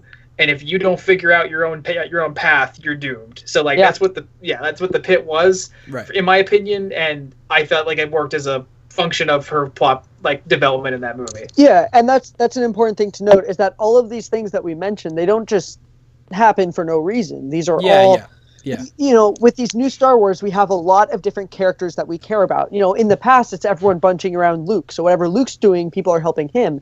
But episode 7 and 8 aren't like that, right? We have Finn, we have Poe, we have, like arguably Leia, we have Rey, we have Kylo, and all these people are going on their own journeys and developing in their own ways. And they each have their own climaxes. So, the fight with the returning stormtrooper, while it might not have been the climax of the entire film, that was the climax for of that small character arc. Right. Yeah. But I guess I still feel like it kind of devalues some things that they could have capitalized more on, because while these are a lot of turning points for other people, and I could see people seeing that as a good thing to have an extremely eventful movie and stuff, I also feel like I kind of let down that I didn't know more about the pit, that I didn't know what the pit was even about, or and like in the pit was like strong enough to do things like take Rey even inside of it, and she got all wet, and then she got out, and then it never took her back in. It's like it kind of left me with a lot of questions, like what is this pit, why is it here, and why isn't it more significant? And then I also look at things like the giant ship exploding and stuff with the light speed. Yeah, it didn't feel extremely important to me, because immediately after that, they already send another giant fleet, like right down to the salt planet. Right? It's like they're not even scratched. It was just a small little thing. While it was kind of presented like a bigger thing, and I think it could have been like a lot of these things just could have been the ultimate climax, and I think it would have been more satisfying if it was. And then I feel like we would also have a little bit more answers as to why these things are important, and just having a lot of them made the other things feel a little less important to me, I guess is what I'm saying. So I kind of get why, they kind of want an eventful movie and stuff. And that's what's so interesting about this movie. It's so eventful, yet it's so not eventful. There are so many, it seems like, the first half of the movie is actually relatively uneventful, excluding Canto Bight. They had like a lot of talk, but not a lot of talk, but had a lot of scenes with Leia and Luke, and then even some talks inside the ship and stuff. And then they kind of went full force around the end. But I just thought it was a little strange to have I felt like it made just some of the other things feel a little less significant, having so many of them, and it left me with some unanswered questions as to where the pit came from and stuff. But I don't know. I think these films, especially Episode 8, ask much more of the viewer than past Star Wars films. Okay. Because they don't hand you all the answers, and there's some things that don't have answers, but that doesn't mean that they're not significant. And so I think that's one of the reasons that I really liked it, is because it feels more like a novel, or it feels more like literature, where there's a lot of symbols going on, there's a lot of this going on, and so you don't know what exactly this pit means. Right. Because, frankly, I mean, it's the same thing with Snoke, with Rey's parents. You don't need to, because you know what it represents and what it's telling you. Right. Yeah. And so, Pat, you're not the first friend of mine who's kind of said nothing happens in Episode 8, or like there's just a sense that it's uneventful, and it's just, I personally don't see it that way, and I just think it just comes down to the thing that I find eventful about Episode 8 is that, like, okay, I guess on a surface level, if you look at the statistics of the fight between the First Order and the Resistance, the overall thing, like, I'm really sorry if I'm wasting time. I'm just trying to find the right way to put this. We're going till morning in this one. Oh, yeah. So I think this movie is eventful, but as it was mentioned earlier, it's really eventful on a specific character level. Like, yeah. Okay. So Holdo crashing her ship into the First Order fleet. Wait, who's Holdo? Yeah, again? it seems like an Sorry. It seems like an empty moment because it doesn't stop them. Right. But if you think about it, so Holdo does sacrifice herself, but we get the moment where Finn's about to sacrifice himself and he's stopped, and he's like, "Why didn't you let me do this?" And Rose is lying to him, we're not going to win this by killing what we hate, we're going to do it by saving what we love. The point she's trying to make is that we're on our heels, backed into a corner. If you sacrifice yourself, that's one more useful member of this fight that we've lost. Right. So, like, I'm not saying like Holdo's sacrifice was bad, but it's just like there's two moments of sacrifice in this movie, and one is cool, but like it's a it's a small victory that it's a small moment that you go right back into panic mode for. But like Finn being spared from killing himself, it's Finn gets to live to fight another day for the Resistance, and that's more valuable to them. Right. And like Finn learns a lesson through that. So that's what I'm saying. Like it's the small character moments. Like they don't get what they were trying to get at Canto Bight, but Rose inspires a new generation of rebels, and Finn learns a little bit more about how the war that he's a member of isn't black and white. There's lots of layers to it. So, like, the plot points don't go anywhere, but the character development goes places in this. Right. Okay. So, I see what you're saying there with, especially with like, Rose telling Finn like, stop sacrificing yourself because it's not helping. But I just feel like as a viewer, I feel like I'm getting let down a lot of the time because things like, because it kind of goes back to like the satisfaction thing. Like, I feel like I want satisfaction when there's supposed to be satisfaction, I guess. Like when things are supposed to be going right, I feel like it should go right because the audience or because the movie's kind of been building us for things to go right, or you could make it go like terribly. Hang on, I'm getting all over the place now. Basically, I felt like oh shoot, I lost my train of thought. Rose telling the all over the place episode. Yeah. Can I ask you what your thought on the ending was then? Because I feel like a lot of these kind of culminate at that end where a lot has gone wrong, and a lot of the things that they did in this movie like didn't do anything to help them, but there still is a lot of hope, and there's still it ends on a happy note, even though like terrible stuff has been happening. I feel like it was kind of caught in an awkward middle ground. I kind of felt like it would have been a little bit more satisfactory if it was a little bit more like there is definitely hope, we can win this war next episode, or there is no hope, we are literally now one escape pod instead of one ship or something like that. Like, I kind of feel like it was stuck in this weird ground of oh, it's okay though. We'll get him next time, pal. It felt a little bit feel-goodery when it could have gone all the way of a lot of hope, or it could have gone sour and when no hope or something like that. So it seemed a little bit all over the place to me. It kind of goes back to just the juggling a lot of different themes and tones at once. As for, I'm trying to remember like what was the exact ending scene. There was so much in the ending area that I forget what. She moves the rocks, right, and then they. No, that's not the end. I want to say the image in my mind is the last thing I remember is like they're kind of zooming out on like the rest of the Resistance like huddled together basically. You know, like you have Leia's back, you have the broom. Yeah, broom. Oh yeah, that's right. The broom. The what? The broom. Broom That's kid. a whole nother 30-minute discussion. Yeah. Oh my god. Okay. I won't touch too much on the broom. I'm so ready for Broom Kid. Yeah, it was just a little strange to me that it was as happy as it was when it's like, all right, you guys messed up a lot. You're kind of, especially because like I mean, Leia's brother just died, and she didn't even really feel phased to me, which I thought was really strange. Like there's kind of more of that in the film of like moments where it feels like it should be more sour and then it gets happy. Or the movie, or moments where I expect it to be more happy and then it gets sour. One thing is like when Luke finds out that Han's dead. Rey introduced like he's like, "Where's Han?" And then instead of kind of explaining why Han died, they switch completely to a different scene, and we never actually got to hear that conversation. It made me really sad because I was like, "This is Luke and Han we're talking about. You're not going to give them some screen time to show Luke grieving." Yeah. Like it felt like there was a little bit of lack of emotion in certain areas. That was kind of replaced with, oh, it's okay though, kind of moments like that. Even when Luke found out, he was in the Millennium Falcon and he finds R2-D2, who happens to wake up at that certain point, and plays that message, which is a very nostalgic message. I actually liked the action of playing the message. I thought that was great. And then Luke kind of responds with, that was a cheap move. It's like, oh, can you have a human moment for a second? Can we see a little bit more human, upset moment, emotional scenes? Because things really are grim right now.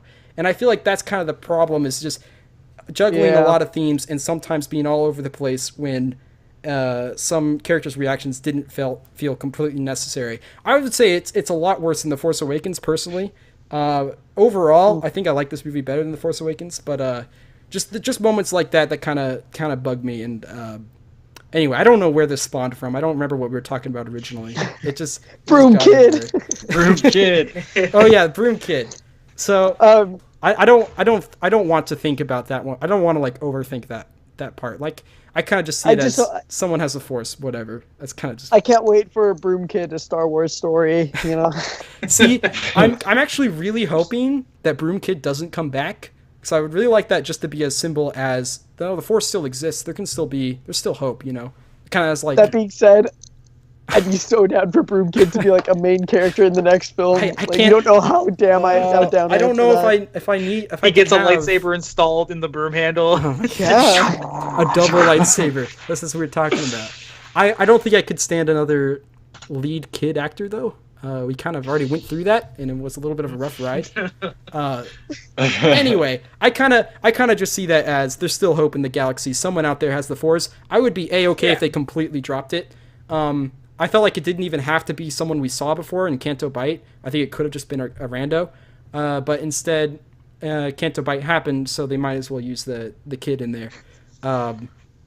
Anyway, we're pretty far into this podcast. Is anyone like really like looking to end it soon, like you're going to crash or something like that? Because I don't want to keep you guys too long. I know it's getting late. Especially it is 2:30 a.m. over here, so. Yeah. Are you about ready to wrap up, Tom? I can start wrapping up. I don't want to shut this down because we admittedly haven't covered a lot of the movie, so I'm just gonna leave it to you guys. I think I am 3 hours away from being up for 24 hours. I'll say that. Oh, jeez. I think the other big point would be the casino planet. Yeah. And all of that stuff. Right, I feel like we have to touch that. Before we go there, I have one question. Did anyone feel like the whole Millennium Falcon thing going through another narrow passage is kind of like overdone at this point? It was red. I don't this think time. I was paying attention cool. to that. I mean, I feel like at this point, whenever I see that, I actually like literally get bored because I know exactly what's gonna happen. Like they're gonna go through something, some ships are gonna hit something else, and then they're gonna get out. But Like this one had porgs. I mean, I feel like they're trying gosh, to make it porgs. nostalgic, but like it's like it's happened so many times. Like I'm kind of over it. Yeah, I don't know. I think hadn't noticed. Despite how many times it happens, it's an awesome thing to watch.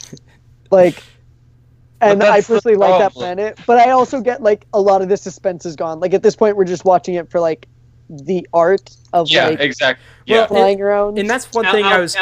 Elton, knowing how you feel, does that mean you are absolutely not in any way excited for the Han Solo movie coming out in May? Because you know you're just going excited for that, but there's probably going to be like 5 of those scenes in that movie. There's also I'm so worried about that film because there's all. Why like, is there no trailer? What the heck? Because there was like all the director dispute, right? There's all this stuff going wrong with the film, and so the fact that there's no trailer is extremely concerning because that means that like the distributors don't have faith in the film. There's rumors that Disney already thinks it's going to bomb. So that's why that's why they're not marketing it as much, because they figure we'll just save money because we're already pretty sure no one wants to see this. Yeah, and that's why they're tucking it like right into the same time as Infinity War, because they're cutting their losses and they're going, well, everyone's going to go see Infinity War because that's going to be incredible, and then they're just going to hope like Han Solo, like they're just sweeping it under that rug. So I hope it's good. I'm really excited to see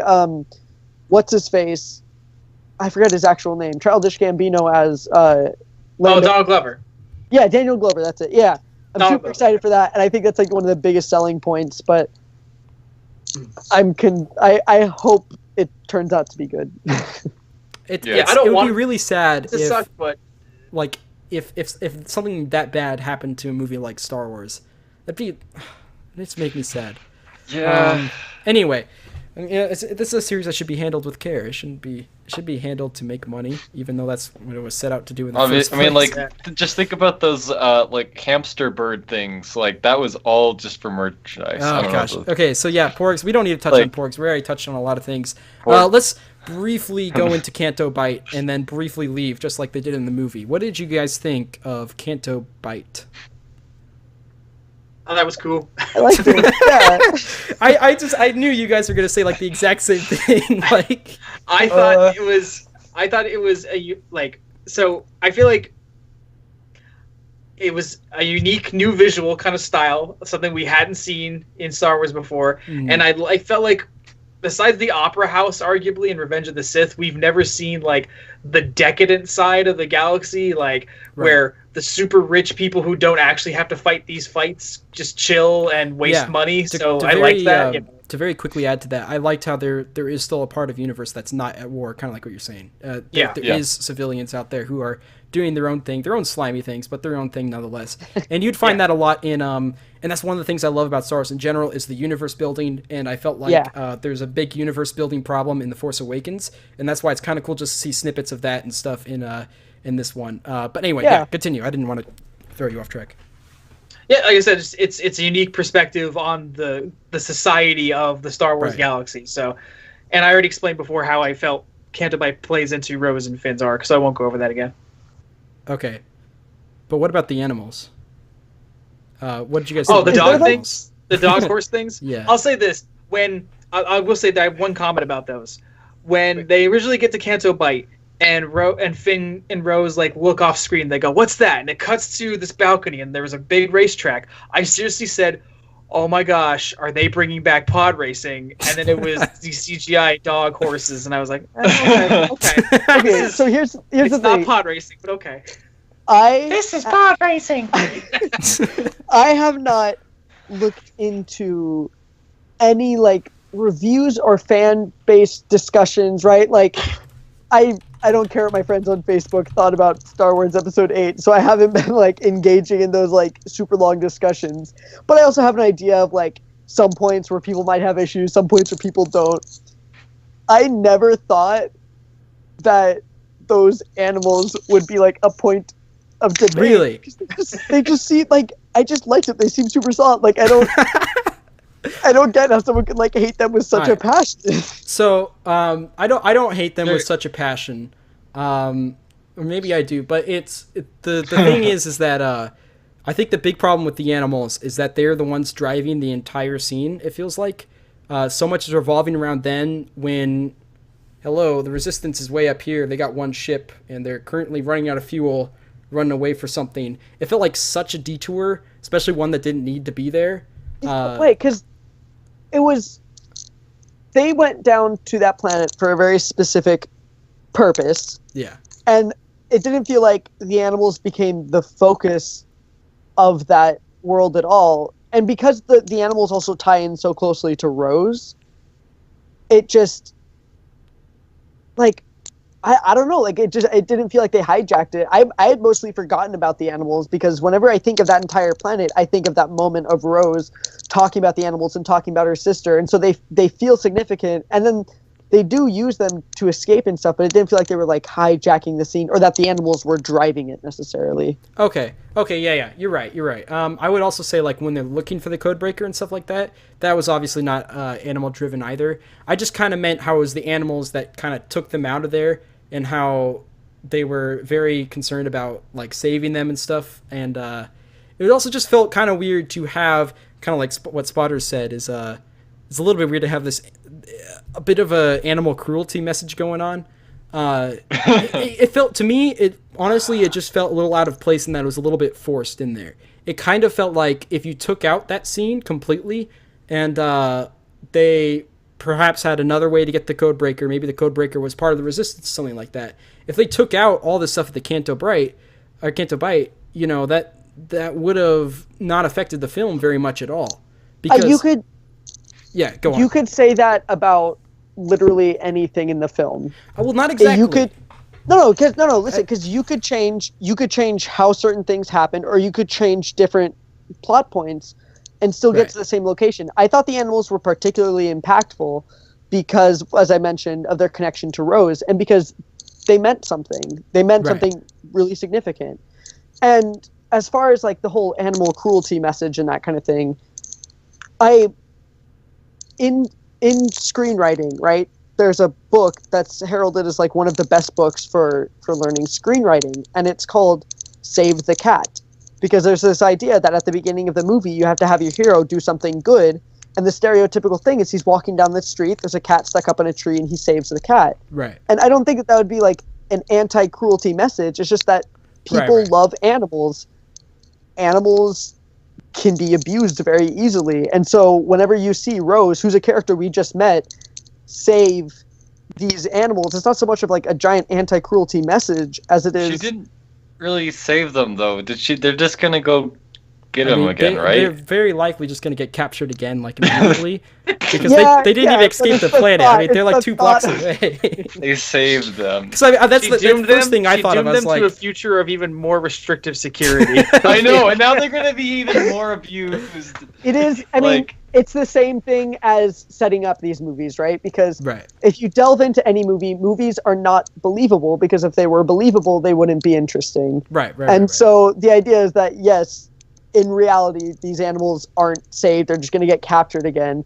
That is pretty clearly not the intention, the feeling that we were supposed to have in that instant. And I don't know about you guys, but I wasn't thinking that in that instant either. I wasn't like, oh, well, they're just going to go get him again. That's exactly what I was thinking. But I'm not. That was like all I was thinking about. Like, what is it not like maybe a few miles away, maybe just a mile. Like they're not going to. It was within view. Like, I'll just leave those. We'll get new. But what I will say is that I think in a movie, everything that you add should be necessary, right? Like it should be needed, and it should support future things. While I feel like that time that they used to go to Canto Bight and save these animals and stuff could have been filled in with much more significant stuff to help build characters in other ways. Because I feel like the act of saving animals didn't do much for Rose's character anyway. Because you can kind of get that picture of like, okay, Rose likes animals just kind of through saying it, and she did say it at a certain point. I felt like the impact of saving them, even just for a little bit, and destroying Canto Bight and stuff, like I felt like that didn't help too much with her character. I still felt so. Well, her plot development on Canto Bight isn't just solely animal focused. I feel like we're kind of just on that. You forget the kids that she meets there too, because she's a former victim of child labor, and when she sees these kids who are doing the awful, terrible work that she did, and the one kid, like, he's about to spring the alarm on them, and she's like, no, we're with the resistance, and like she gives him her secret ring and everything, and that he becomes Broom Kid at the end of the movie. So the point is that like Rose, in like freeing the animals and like being nice to these kids, she's shown them that there is hope, and they can stand up and make a difference if they choose to. And then the end of the movie is we see one kid who's like, I can make a difference. Right. Yeah. Okay. So what you're saying is that that the animals wasn't the only thing of helping Rose's character. They also helped the kid out, and then they also destroyed that place of really evil people, apparently. So that's good and all, but I still feel like if they were to just focus on one of those things, and that kind of goes back to just having a lot of different themes going around, I feel like if they were able to just focus on one of those things, they might make it a little bit more believable, and whoever's character they're helping with that scene, it might help them even more if they just kind of focused on something, you know? I have to disagree. I feel like everything tied in really well in that world, and you say you like stuff to have a purpose. That purpose was for Rose and for her character arc, and I think that was a very interesting character arc. And as I mentioned before, I think that you could look at any other arc and nitpick and say, why did we need this? Why did we need this? Because this film has a lot going on. It's an epic, right? We got all these different characters going on doing different things, and we want to see satisfying conclusions and interesting arcs on all of these different things. So yeah, I guess she was a new character, but it had to do with the main plot, with getting the code breaker and stuff. To me, it never felt forced, because this is a gambling planet. Horse racing is a gambling thing.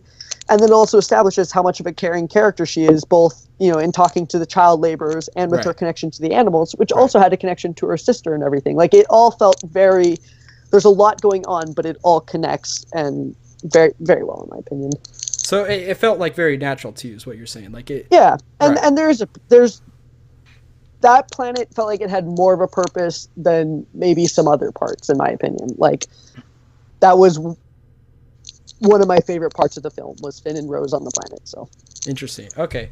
Well, basically, like while I get that there is some significance there and stuff like that, I still felt like with this time span, when they're making the movie this long, and I also kind of this is like another nitpicky thing, but I also felt like it's a little bit too long. Some parts seem like they last a little bit longer than they needed to, and that's something I mainly discovered after watching it my second time around. When I knew what was going to happen, I started thinking like, oh, so this part they might have been able to cut out and add something else, and that also just goes again to having so many different themes and stuff. But I feel like with Canto Bight specifically, if they did get rid of that and they swapped some things around, they could add some other stuff that was even more needed. One thing I mentioned earlier is also like a lot of emotional scenes between Luke and Rey and stuff like that, and just general dialogue and stuff. So that's kind of my main problem with Canto Bight, is that not so much as it didn't have any significance, but I feel like it could have been filled, that time spot could have been filled with something much more important, especially because the Codebreaker didn't end up doing that much anyway. So they kind of left the Resistance. The sketchy Codebreaker that just so happened to be there. Who killed people with boots. Yeah, I mean... They left the Resistance on their own just to find a Codebreaker to do something out there and stuff. And then I just feel like with that, how much time that took up, and though it wasn't a ton of time, and granted that it really wasn't a huge time spot, it just felt also, very out of one place. Of the main characters. What? It also was focused around one of the main characters, like Finn and that kind of thing. Now, did Finn actually have to be a main character though? Because I could kind of see this was kind of Rey's movie, right? I could kind of see this as what if Finn was unconscious at the end of episode 7, right? It's kind of strange to me that they woke him up immediately. What if he was still unconscious until a very suspenseful part when he wakes up to kind of help save the day or something like that, you know? Or like R2-D2. Not like R2-D2. Not like R2-D2. It would be just like R2-D2. You guys would be here and you'd be like... Okay. I just thought it was interesting that he woke up at just the right time. Yeah, granted, if they did do that, they would probably make it just like R2-D2, which would bother me.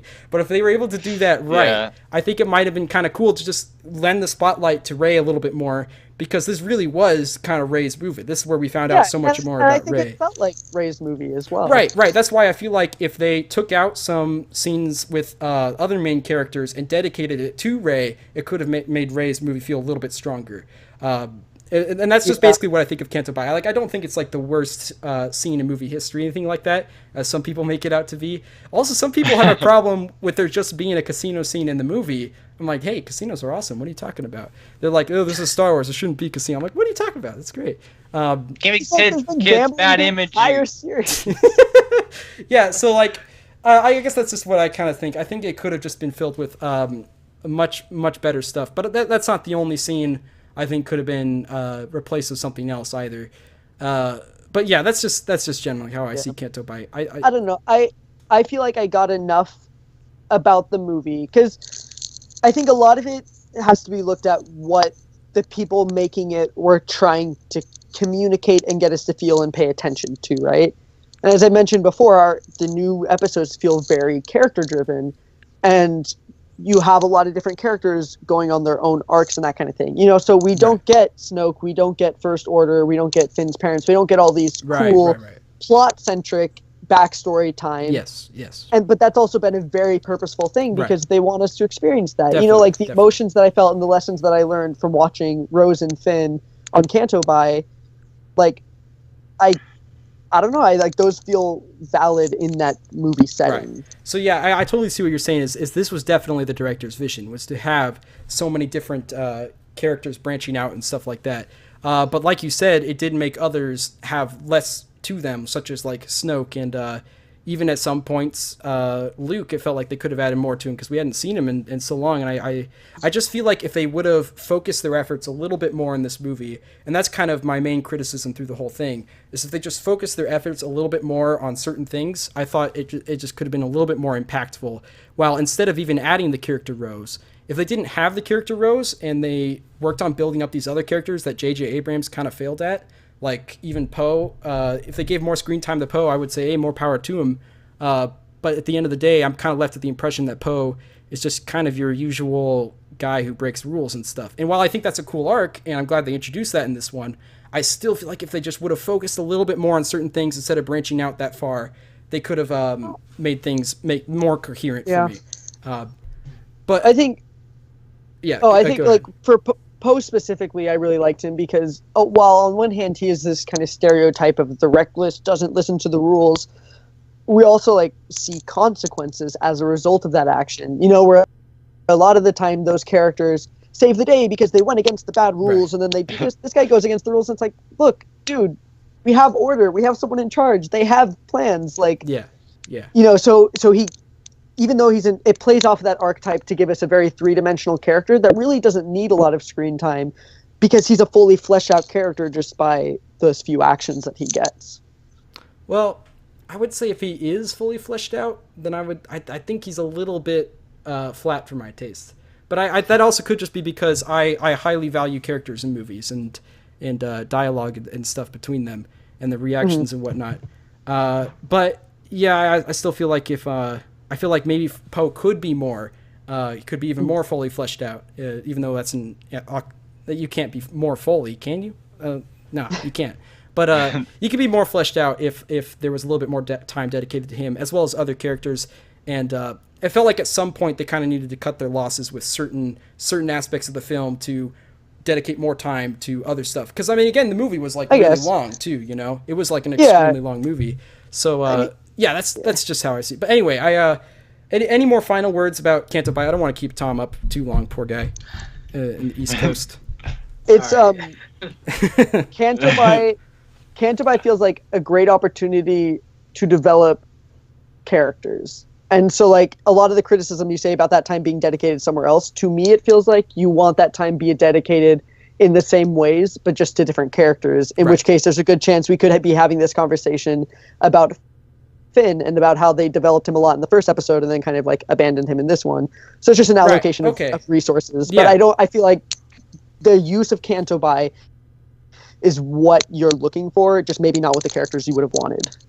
It could be, yeah. That could be a good way to sum it up, because like I wouldn't want like the entire everyone else's scenes and stuff just to be dedicated to only Finn as much as I would want that to be dedicated to Rey, mainly because they are already pushing so hard with Rey. If they were pushing a little bit harder with Finn to where I got like hungry, I was like, oh, I want to know more about this guy, you know. Then I'd probably be saying the same thing about Rey, the Rey scenes with Luke and stuff.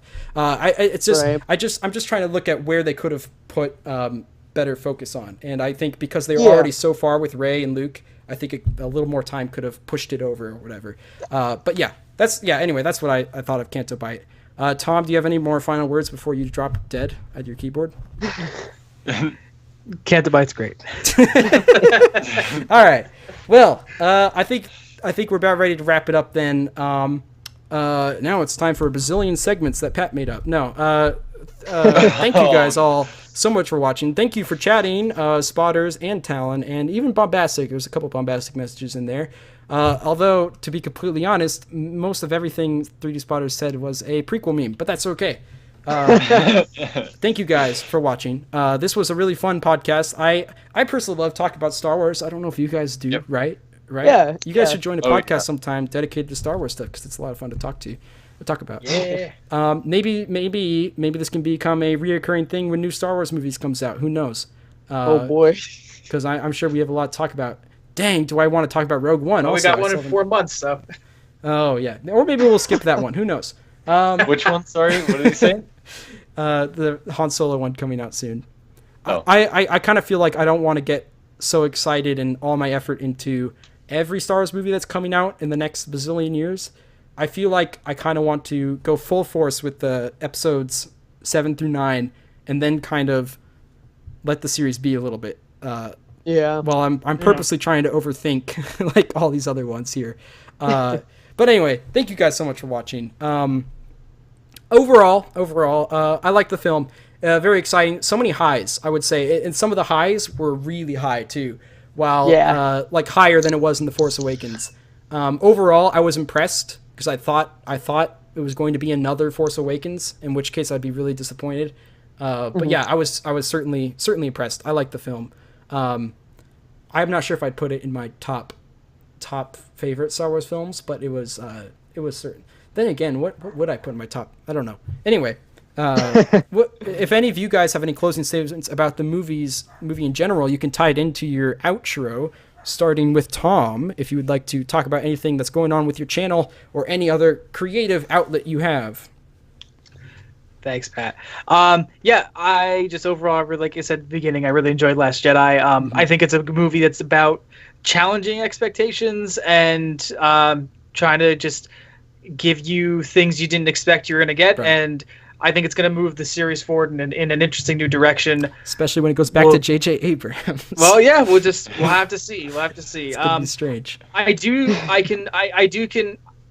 can concede to a lot of points brought up that like things that JJ set up in 7, Rian Johnson took different paths in 8. Yeah. But I don't know, if Disney didn't have an overarching set in stone plan that they were supposed to follow, I don't entirely know if I'm comfortable saying, well, JJ, this was your fault, or Ryan, this was your fault. So it's like, if Disney's letting people express their creative freedom, I just kind of have to hope that by the time we get to 9, we'll have a great trilogy beginning to end. So I'm staying optimistic because I like Star Wars a lot, but you know, hey, who knows? 9 could come out and I could hate it, so we'll have to see. Yeah, we'll see. So you can find me every day at sycamorestreetstudios.com, and we are on the YouTubes, we're on Twitter under the banner of Sycamore Street Studios. The last thing that I got up was my top 10 movies of the year with the T-minus 60 countdown of my 10 films. Got a couple of things that work in progress. I have a MagFest cosplay highlight video that we shot while we were at MagFest. I'm trying to upload that. And just more stuff related to short films and Mise en Game coming this year. So keep an eye out for that. Awesome. Also, I just really want to quick say, because we're going back to Star Wars, we're starting part 2 of the podcast now. I have so much respect for the director for totally going with what was clearly his vision, and I think that's great. Like what you're saying, just having Disney letting them do whatever they want with it. It's a bold move, and I think it's really great that he was able to do that. Anyway, Hamilton, what do you got? I do the YouTubes with Patrick every week for Portal 2. That's about it right now. It's a really cool series. You guys should check it out. Yes. Did you want to say anything about the movie though? Any final words? I don't know. I think we pretty much covered the only thing was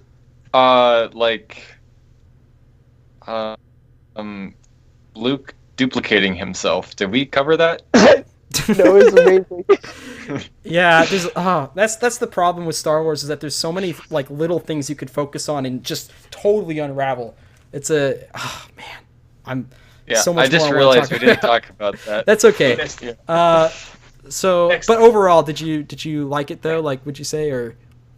Yeah, I mean, I liked it. It's kind of half and half for me, to be honest. Okay. I really need to watch it over again and see. Yeah, I definitely recommend that. I mean, because I've only watched it once. Right. My outlook was totally different after I watched it a second time. So it just helps a lot to totally get a full view of it. Anyway, Talon, you got anything for us? Yeah. Well, just as far as Star Wars goes, it was good. Go Broom Kid, go Blue Milk. I hope to see those guys return in episode 9. As far as projects and that kind of thing, I have stuff coming out in the very near future, really any day now, just waiting on a couple last-minute things. And then I got a show on February 20th. I go on at 9:15 at Cafe Sevilla. That's in Long Beach, California. So that's going to be the debut performance of said upcoming projects. Nice. And if you want updates on that, you can follow the Talon on Twitter. THETAL0, and that's the only caveat is the 0. And I'll be posting like crazy once this stuff goes live. So yeah. Awesome. Hey, good luck on your live show, man. Yeah. Good luck with that. Thank you. Sounds awesome. As for myself, I've got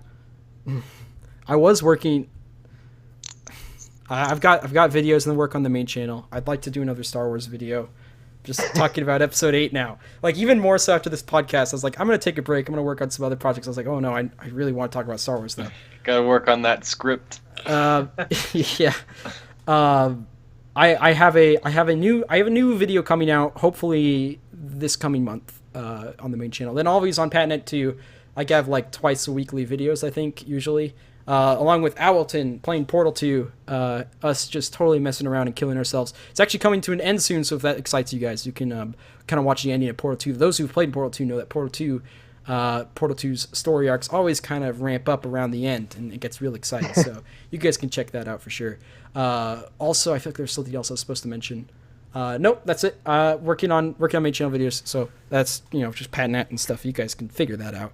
No one can not figure out the host of a podcast's channel link. It's literally everywhere. That's the whole reason they started a podcast, is a self-promote. I don't even like you guys. Self-promotion. Yeah. Anyway, thank you guys seriously for watching. Thank you guys for chatting. Thanks to Spotters and Tom Peeler both staying up pretty late in the East Coast. We'll see you guys next time, next month, which that date would be. I have a real calendar now. I could check a real calendar. Whoa. We're going old school. The 23rd of, did I get that right? The 23rd of February. That's going to be the next podcast. Who knows what we'll be talking about? Might be going back to games. We'll see. Nintendo Labo. Nintendo. Oh my gosh. Talon, I would love to talk to you about Nintendo Labo. That's a total Talon thing to talk about. Okay. All right. Also, we need to hear about your Magikarp journey sometimes. You guys are talking to the world champion of Magikarp on iOS or whatever it's called. Anyway. Yeah. Yeah. Okay. Thank you guys for watching. We'll see you next time. Enjoy some music while I close things out. So long, goodbye, and farewell. Take care.